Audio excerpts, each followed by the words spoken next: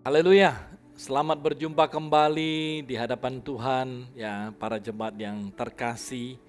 Saudaraku sekalian, saya percaya bahwa setiap daripada kita rindu untuk mengalami kuasa Tuhan di berbagai aspek atau segi kehidupan kita.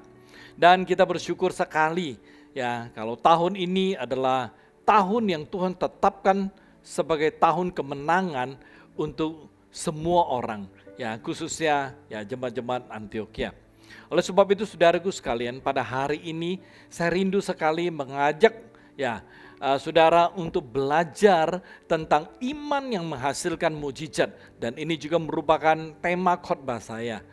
Mari saudaraku sekalian, kita akan mulai dengan firman Tuhan.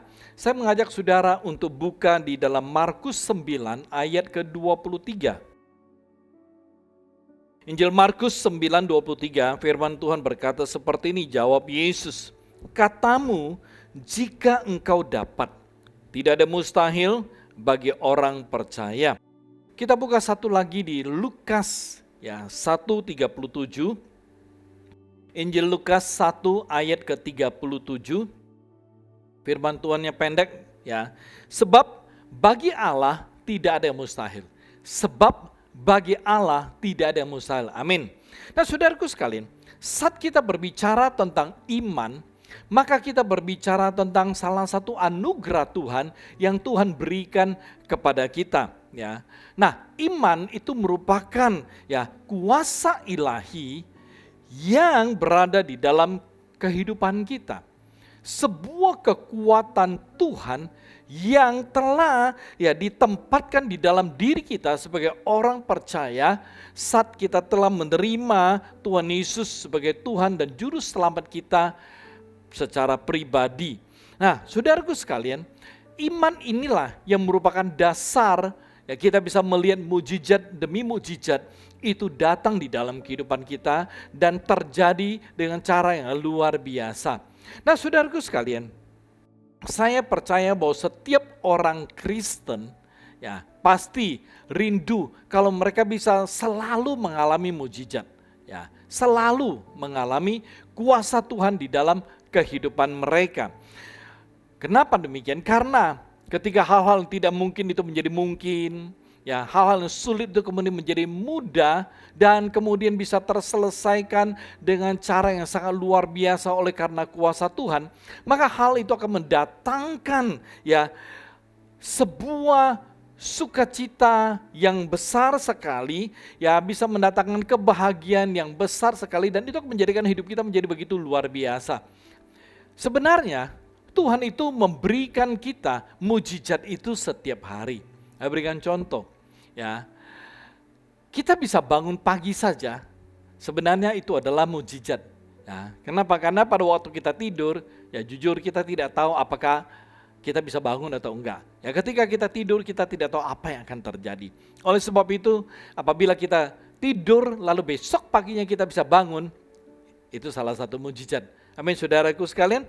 Tetapi konotasi atau pengertian banyak orang Kristen ya terhadap mukjizat itu selalu tertuju kepada perkara atau hal-hal yang bersifat insidentil atau yang terjadinya sekali-kali, ya. Yang terjadinya itu ya seperti ya perkara yang supranatural atau ya perkara yang di luar kemampuan manusia.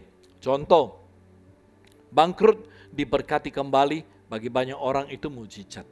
Ya, kanker disembuhkan, ya bagi banyak orang itu sebuah mukjizat. Ya, kemudian lumpuh berjalan, sebuah mukjizat. Ya, tuli mendengar, sebuah mukjizat dan lain sebagainya. Jadi bagi banyak orang konotasi mukjizat adalah hal-hal yang supranatural, hal-hal yang seperti ini yang tidak mungkin kemudian menjadi mungkin. Ya, di mana banyak orang berkata ini hal yang tidak masuk akal, tetapi ya kenyataannya terjadi. Nah, saudaraku sekalian, hari ini saya mengajak saudara untuk belajar bersama-sama ya bagaimana mukjizat itu bisa senantiasa kita alami di dalam kehidupan kita. Ya, karena kita tahu bahwa kita punya Allah yang melakukan mukjizat. Kita punya Allah yang maha kuasa yang berkata tidak ada mustahil bagi dia. Oke, saudaraku sekalian, ada dua bagian ya perikop Alkitab saya ingin ajak saudara baca, dan ini menjadi dasar pembelajaran kita bagaimana kita bisa mengalami ya mujizat yang luar biasa di dalam kehidupan kita. Mari kita buka dulu Matius pasal ke-8 ayat ke-5 sampai ke-8. Ketika Yesus masuk ke Kapernaum, datanglah seorang perwira mendapatkan dia dan memohon kepadanya, "Tuan, hambaku terbaring di rumah karena sakit lumpuh, dan ia sangat menderita." Yesus berkata kepadanya, "Aku akan datang menyembuhkannya." Tetapi jawab perwira itu kepadanya, "Tuan, aku tidak layak menerima Tuan di dalam rumahku. Katakan saja sepatah kata," garis bawahi, "maka hambaku itu akan sembuh." Kita lompat ke ayat ke-13 dari Matius pasal ke-8. Lalu Yesus berkata kepada perwira itu, "Pulanglah dan jadilah kepadamu seperti yang engkau percaya." Maka pada saat itu juga sembuhlah hambanya. Amin. Satu bagian firman Tuhan yang lain ada di Markus, Injil Markus pasal yang ke-5 ayat ke-21 sampai 23 kita baca terlebih dahulu. Ya, kemudian kita akan lanjutkan ke ayat 35, 36, terakhir kita akan lanjutkan di ayat 41, 42. Mari kita mulai dengan Markus 5, 21. Sesudah Yesus menyeberang lagi dengan perahu, orang banyak berbondong-bondong datang lalu mengerumuni dia, sedang ia berada di tepi danau. Datanglah seorang kepala rumah ibadat yang bernama Yairus. Ketika ia melihat Yesus, tersungkurlah ia di depan kakinya dan memohon dengan sangat kepadanya, "Anakku perempuan sedang sakit, hampir mati. Datanglah kiranya dan letakkan tanganmu atasnya, supaya ia selamat dan tetap hidup." Ayat ke-35, ketika Yesus masih berbicara, datanglah orang dari keluarga kepala rumah ibadat itu dan berkata, "Anakmu sudah mati. Apa perlunya lagi engkau menyusah-nyusahkan guru?" Tetapi Yesus tidak menghiraukan perkataan mereka dan berkata kepada kepala rumah ibadat, "Jangan takut, percaya saja." Kita lompat ke 41. Lalu dipegangnya tangan anak itu, ya, katanya, "Talita kum," yang berarti, "Hai anak, aku berkata kepadamu, bangunlah." Seketika itu juga anak itu bangkit berdiri dan berjalan, sebab umurnya sudah 12 tahun. Semua orang yang hadir sangat takjub. Amin. Saudaraku sekalian, kita melihat ada dua bentuk mujizat yang terjadi di sini. Dan semua mujizat itu dilakukan oleh Tuhan Yesus. Nah, mari saat ini saya mengajak saudara untuk belajar bagaimana kita bisa mengalami kuasa dari iman yang menghasilkan mujizat. Okay? Nah, ini menjadi hal yang sangat menarik. Kenapa saya berkata demikian? Saudaraku sekalian, kita semua punya iman. Tapi seberapa banyak daripada iman kita itu bisa menghadirkan kuasa Tuhan senantiasa di dalam kehidupan kita. Berapa banyak daripada kita punya iman itu benar-benar iman yang menghadirkan kemuliaan Allah, iman yang bisa menjadikan sesuatu yang mustahil menjadi tidak mustahil. Iman yang menjadikan hal yang sulit menjadi mudah. Iman yang menjadikan hal yang tidak mungkin itu kemudian menjadi mungkin.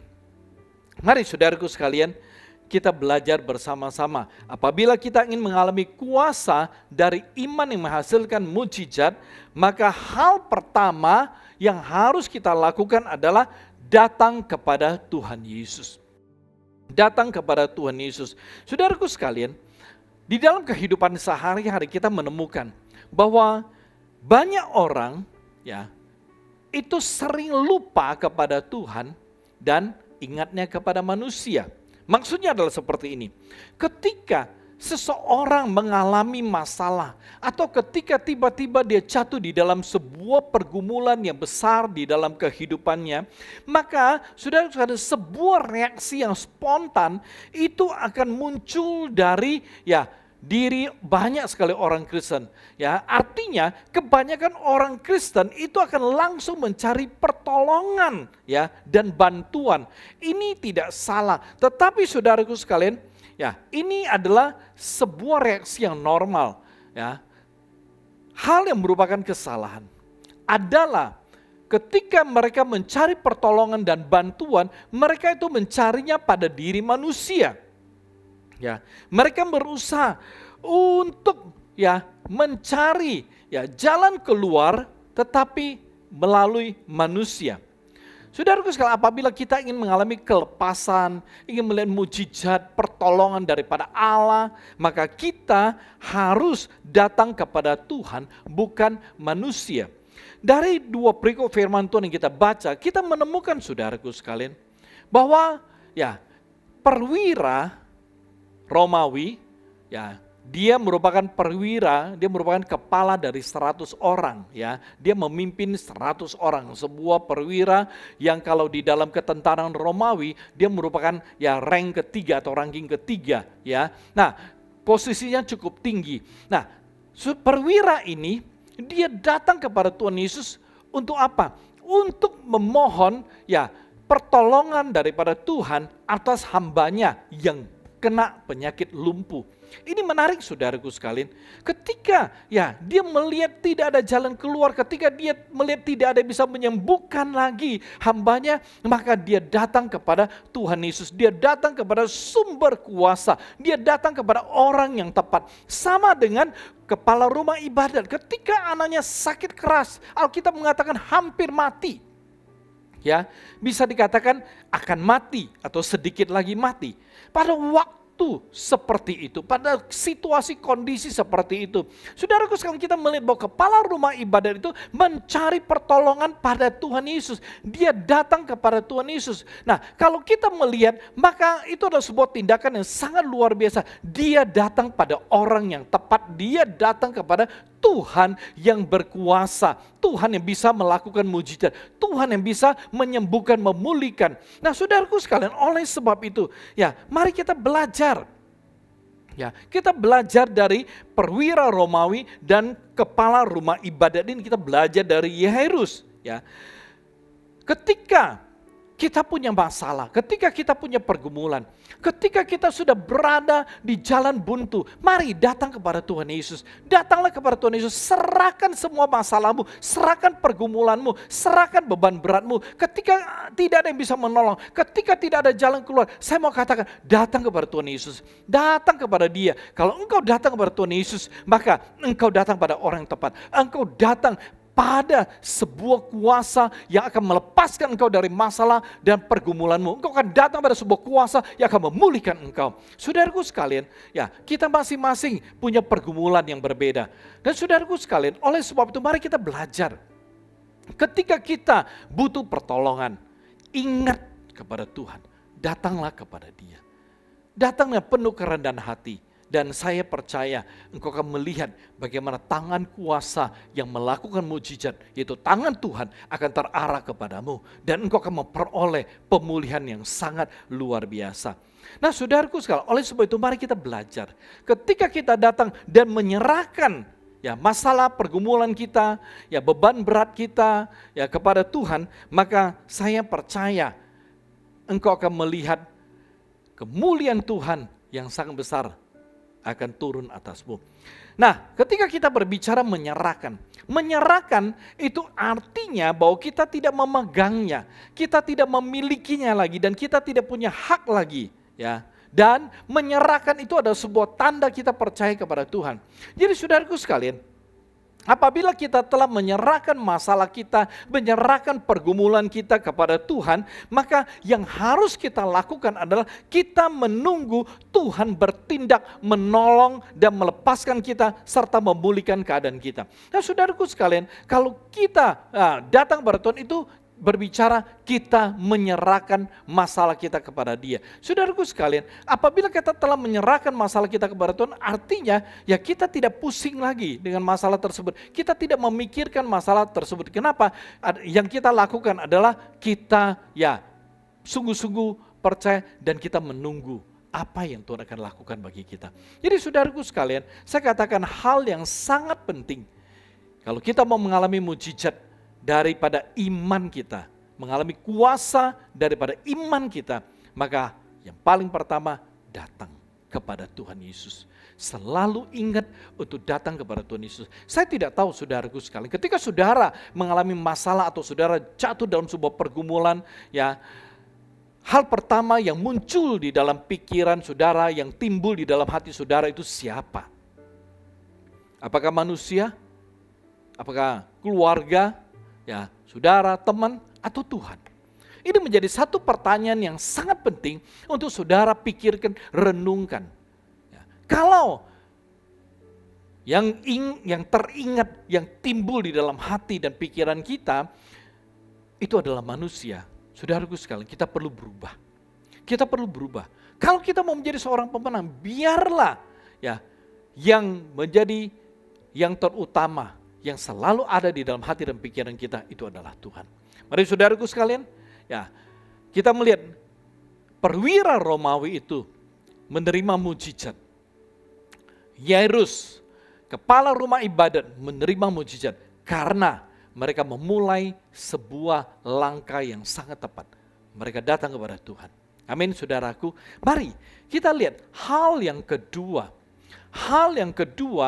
Ya, bagaimana kita bisa mengalami kuasa dari iman yang menghasilkan mujizat. Hal yang kedua adalah dengar apa kata Tuhan. Dengar apa kata Tuhan. Mengapa kita perlu mendengar apa kata Tuhan? Ya, sederhana saudaraku, karena perkataan Tuhan itu berkuasa. Yesaya 55 ayat 11, firman Tuhan, kita buka Yesaya 55 ayat 11. Berkata seperti ini, demikianlah firmanku yang keluar dari mulutku, ia tidak akan kembali kepadaku dengan sia-sia, tetapi ia akan melaksanakan apa yang kukehendaki dan akan berhasil dalam apa yang kusuruhkan kepadanya. Amin. Ini menarik sekali, ayat ini luar biasa. Saudaraku sekalian perhatikan, artinya apa? Artinya setiap perkataan yang keluar dari mulut Tuhan, itu mengandung kuasa yang sanggup mengubah tidak ada menjadi ada, yang tidak mungkin menjadi mungkin, ya, yang mati menjadi hidup kembali dan lain sebagainya.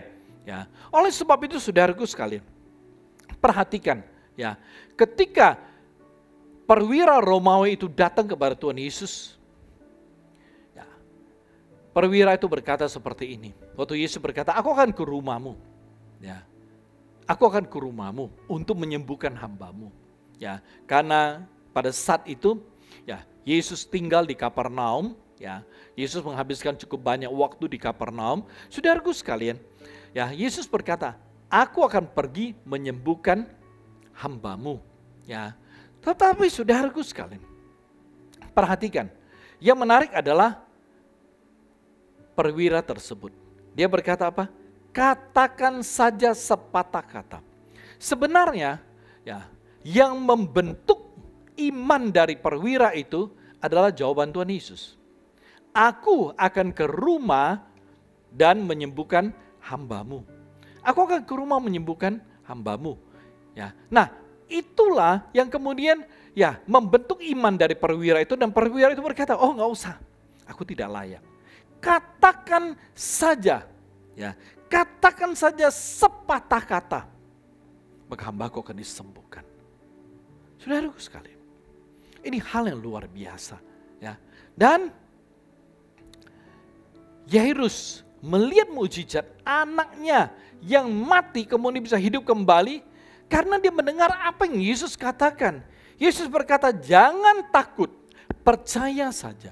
Jangan takut, percaya saja. Nah, Yairus dia tidak takut dan dia hanya percaya kepada apa yang Yesus katakan kepada dia pada saat itu.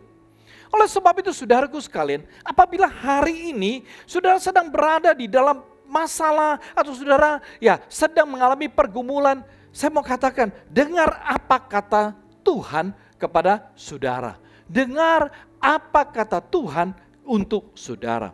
Jangan dengar apa kata dunia dan jangan dengar apa kata manusia. Karena perkataan dunia, perkataan manusia itu tidak pernah bisa menghasilkan mukjizat, tetapi hanya kata Tuhan. Amin, saudaraku sekalian.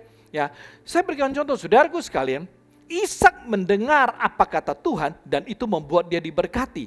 Di dalam Kejadian pasal yang ke-26, saudaraku sekalian, ya saya ajak saudara untuk membacanya. Kejadian 26 ayat 2 dikatakan seperti ini.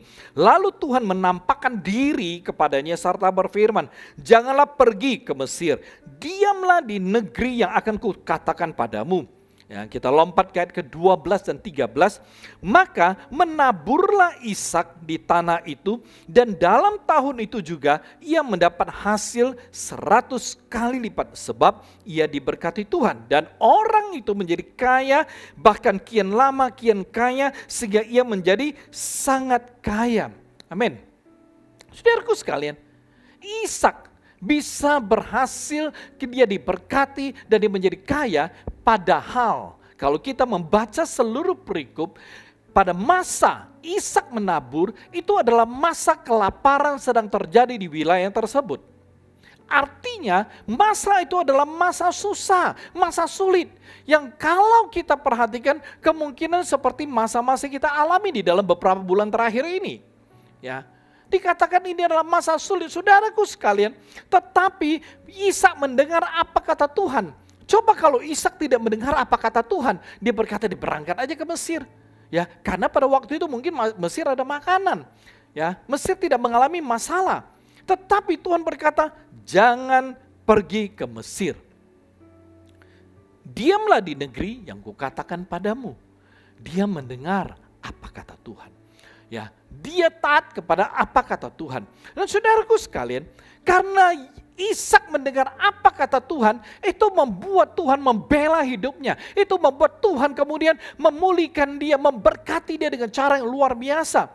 Saudaraku sekalian, kita melihat Alkitab dengan jelas mendeskripsikan, menjelaskan apa yang terjadi dengan Ishak ketika dia taat kepada apa kata Tuhan. Dia mendengar dan menerima apa kata Tuhan di dalam hidupnya. Dia diberkati 100 kali lipat. Ya, dia bukan saja kaya, tetapi dia menjadi semakin kaya dan akhirnya menjadi orang yang sangat amat kaya di tempat tersebut. Dan saudaraku sekalian, perhatikan. Setiap perkataan Tuhan itu ada kuasa. Amin saudaraku.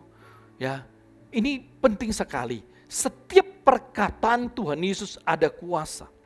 Perhatikan, di dalam perjanjian baru, ketika Yesus berkata, diam, tenanglah, danau itu kemudian menjadi teduh. Pada waktu Yesus berkata bangunlah, maka lumpuh berjalan. Pada waktu Yesus berkata talita kum, anak yang meninggal itu bangun kembali. Pada waktu Yesus berkata jadilah tahir, maka orang-orang kusta disembuhkan. Perkataan Tuhan Yesus ada kuasa. Oleh sebab itu saudaraku sekalian, kalau hari ini usahamu bermasalah, keuanganmu bermasalah, perhatikan, dengarkan apa kata Tuhan untukmu hari ini. Percayalah apa yang Tuhan katakan kepadamu hari ini. Pada waktu usahamu bermasalah, engkau bergumul dengan usahamu yang sulit berkembang, sulit bertumbuh. Saya percaya Tuhan berkata hari ini engkau akan diberkati. Ketika engkau bergumul dengan sakit penyakitmu, engkau berusaha dengan berbagai cara, tetapi sakitmu tidak sembuh-sembuh. Dengarkan apa kata Tuhan hari ini. Oleh bilur-bilurnya engkau disembuhkan. Pada waktu engkau bergumul dalam pernikahanmu,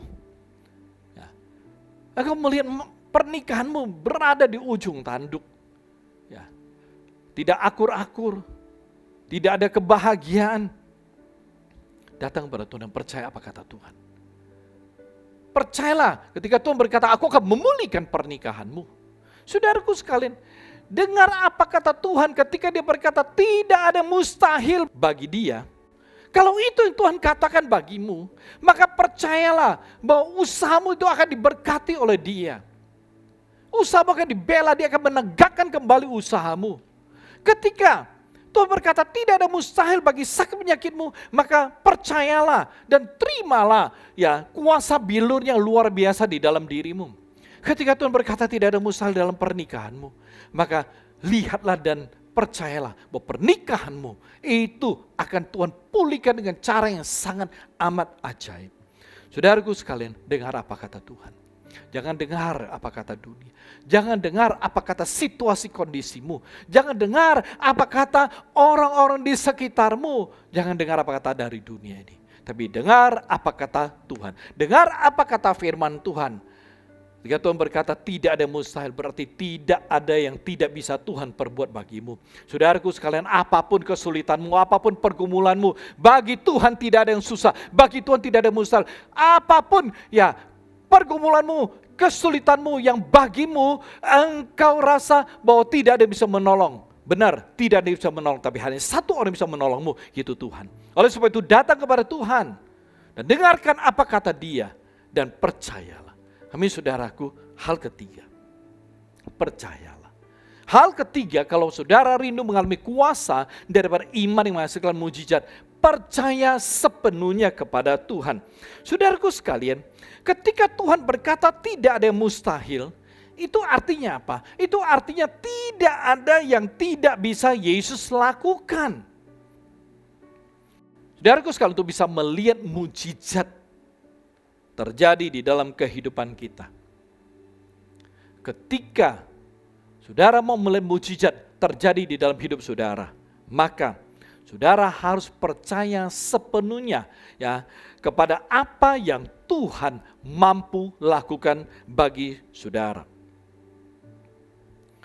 Perhatikan, perwira Romawi tersebut di Injil Matius 8:13, Yesus berkata kepada perwira itu, pulanglah dan jadilah kepadamu seperti yang engkau percaya. Maka pada saat itu juga sembuhlah hambanya.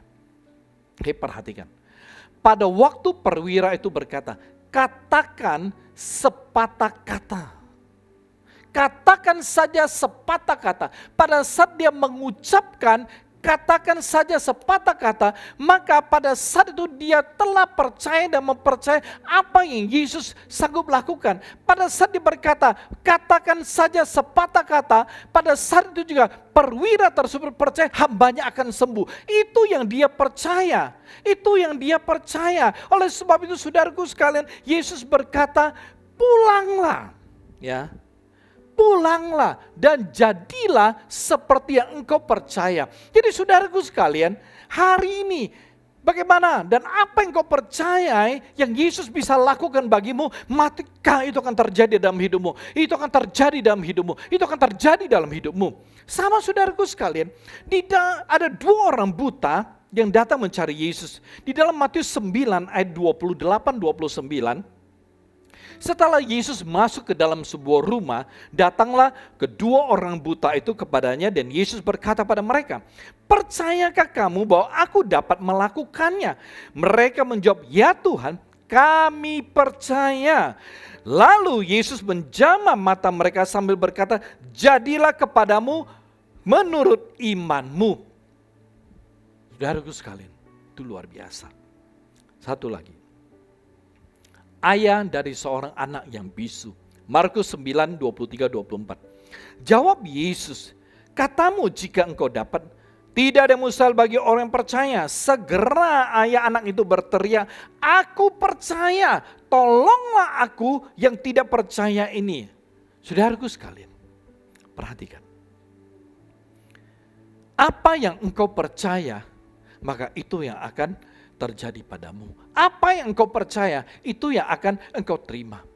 Kalau pada saat ini, Yesus berkata tidak ada mustahil bagi dia, maka ketika saudara percaya, saudara akan mulai melihat kuasa Tuhan.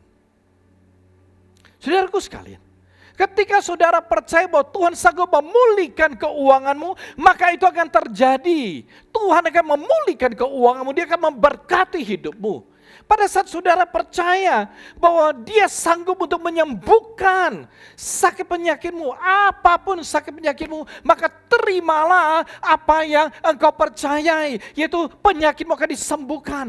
Pada saat saudara percaya bahwa Yesus sanggup untuk memulihkan pernikahanmu, maka itulah yang engkau akan terima dan engkau akan lihat akan kemuliaan Allah yang luar biasa di dalam kehidupanmu. Kalau saudara percaya bahwa Allah sanggup mengubah anak-anakmu, maka terimalah apa yang engkau percaya. Oleh sebab itu saudaraku sekalian, ini perkara yang sangat amat luar biasa.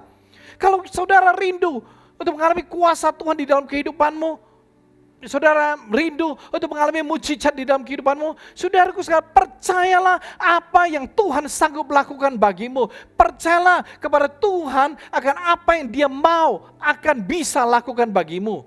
Saudaraku sekalian, ini menarik sekali di dalam kehidupan kita bersama dengan Tuhan. Apa yang Anda percaya, itulah yang Anda akan rasakan.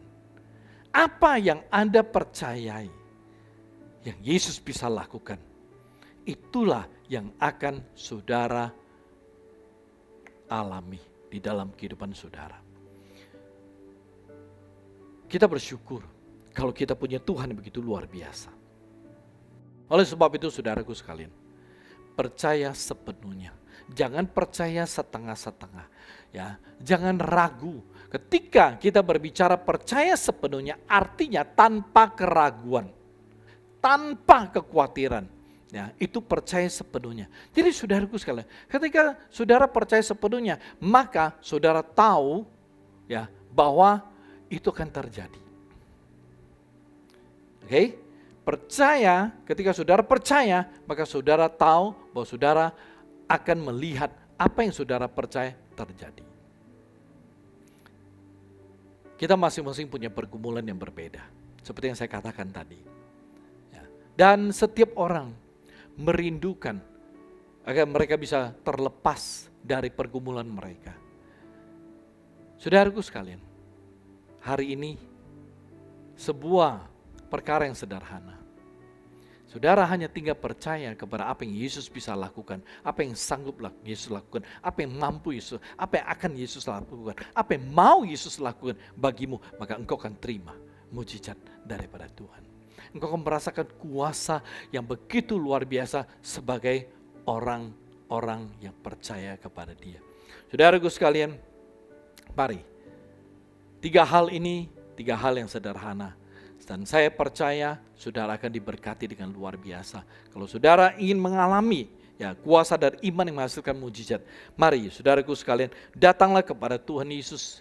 Dengarkan apa yang dikatakannya atas hidup saudara dan percaya sepenuhnya atas apa yang Dia sanggup lakukan untuk saudara. Amin saudaraku.